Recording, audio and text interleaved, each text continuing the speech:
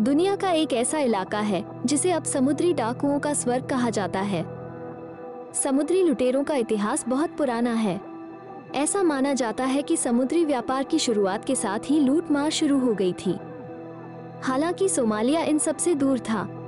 समुद्र के किनारे होने की वजह से यहाँ की अर्थव्यवस्था मछलियों के शिकार से चलती थी, लेकिन जब सोमालिया में गृहयुद्ध हुआ तो वहाँ विदेशी कंपनियों ने कब्जा जमा लिया।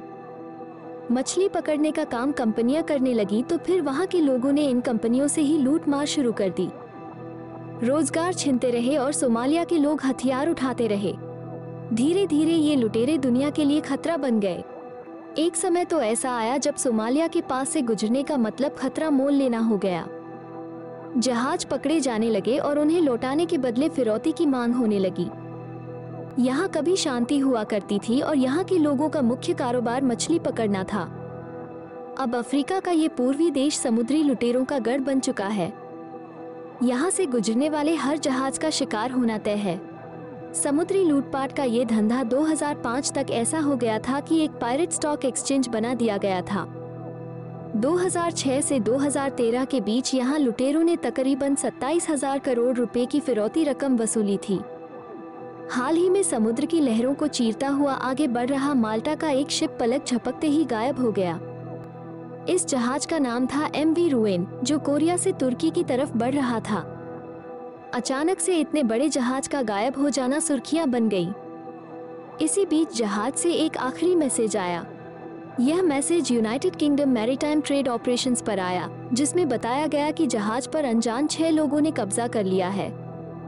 ये 6 लोग कोई और नहीं बल्कि समुद्री लुटेरे थे, जिन्हें अंग्रेजी में पायरेट्स कहते हैं। बेहद पतले दुबले शरीर के 6 लोग इतने बड़े जहाज को अगवा कर ले जा रहे थे सोमालिया, वही सोमालिया जिसे समुद्री डाकुओं या लुटेरों का एरिया कहा जाता है। ऐसा माना जाता है कि सोमालिया के इलाके से गुजरने वाला कोई भी शिप लुटेरों के आतंक से नहीं बच सकता। ये लुटेरे पहले जहाज पर कब्जा करते हैं और फिर संबंधित देश से उसे छोड़ने के नाम पर फिरौती मांगते हैं। माल्टा के जहाज की कहानी इसलिए अलग थी क्योंकि लुटेरों ने इसे सोमालिया नहीं बल्कि अरब सागर के सोकोट्रा आइलैंड के पास से अगवा किया था। यह इलाका यमन से 380 नॉटिकल माइल दूर है। भारत की समुद्री सीमा से भी इसकी दूरी ज्यादा नहीं है।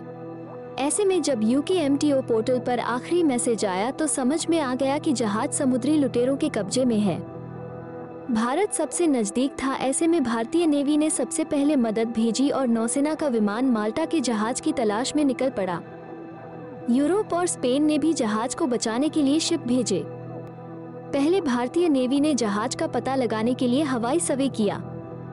इसमें सामने आया कि समुद्री लुटेरे जहाज को सोमालिया की तरफ ले जा रहे हैं।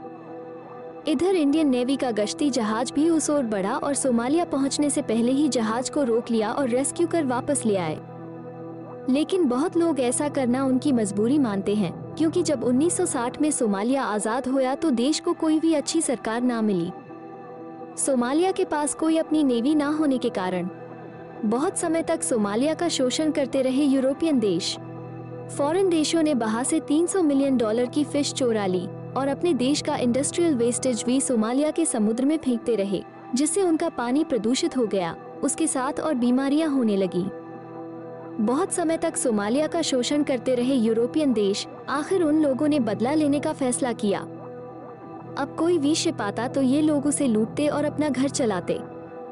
धीरे धीरे उनका हौसला और ज्यादा हो गया। उन लुटेरों ने अब कार्गो शिप्स को टारगेट बनाया। ये काम शुरू होता है गल्फ ऑफ एडन से। ये लोग यादा उन जहाज पर हमला करते थे जो जहाज अकेले जा रहा होता था।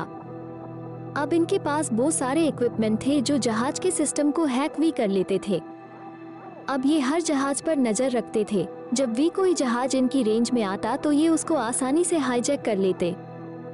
जहाजों के साथ उनके स्टाफ को भी सोमालिया के करीब इलाकों पर ले जाते थे, जहां कहीं का कोई कानून लागू नहीं होता था। फिर वो मोटी फिरौती की रकम मांगते थे। अब इनके पास बहुत हाई रेंज हथियार थे। कोई भी शिप को दूर से लगता था ये कोई आम फिशर्स है, लेकिन जब पास में आता शिप तो वो AK-47 निकाल लेते थे और जहाज पर चढ़ जाते। अब ये क्राइम बढ़ता जा रहा था। इतनी कमाई देख सोमालिया का हर कोई इस गैंग से जुड़ना चाहता था। 2012 आते आते सोमालिया के लोगों ने 160 से ज्यादा शिप हाईजैक किए थे। एक वक्त था जब बहुत से लुटेरे पकड़े जाते थे और उन्हें वापस सोमालिया के समुद्री तटों पर छोड़ दिया जाता था। लेकिन इन दिनों हालात बदल गए हैं। हिंद महासागर में सिक्योरिटी बढ़ा दी गई है और कई लुटेरों का अपराध साबित किया जा रहा है। इसके लिए सोमालिया में सुरक्षित पुंटलैंड इलाके में एक जेल बनाने में आर्थिक मदद कराई है। यहाँ भेजे जाने वाले कैदियों में से ज्यादातर को 10 से 20 साल तक की सजा दी जाती है। 59 सोमालियाई लुटेरों के मामले निपटाकर उन्हें जेल भेजा जा चुका है।